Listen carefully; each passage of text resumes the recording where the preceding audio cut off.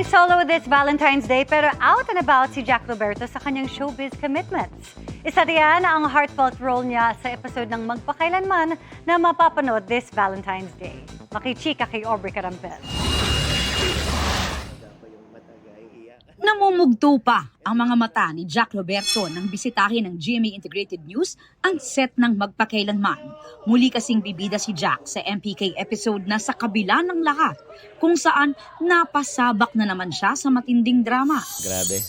Ito na yata pinaka-challenging role na nagawa ko sa buong Magpakailanman episode ko. Tinalo pa nito yung isang buong teleserye.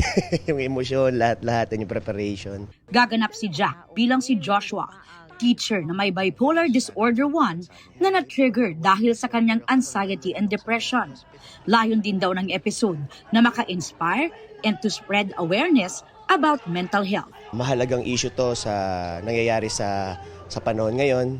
Medyo sensitive pero pinakita namin dito kung paano nare-resolve ang bawat problema at ang bawat karamdaman kagaya nito. Pero sa kabila raw ng mga mabibigat na tagpo, may kilig, lalo't ipalalabas ito sa mismong araw ng mga puso. Interesting yung storya kasi despite dun sa condition niya, merong isang babaeng tumanggap sa kanya at nagmahal ng buong puso, unconditionally.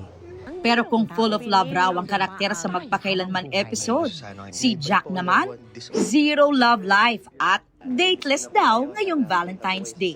Mas priority raw niya ang paghahanda sa pagbibidahang upcoming Kapuso action series na Task Force Firewall. Wala eh. Medyo busy nga sa trabaho. And speaking of, di ba, magkakaroon na rin ng teleserye, mag-start namin taping. So kailangan na natin ulit magpa-condition and mag-ready para doon. Trabaho muna. Me, myself, and I. Yan! Aubrey Carampel, updated sa Showbiz Happenings.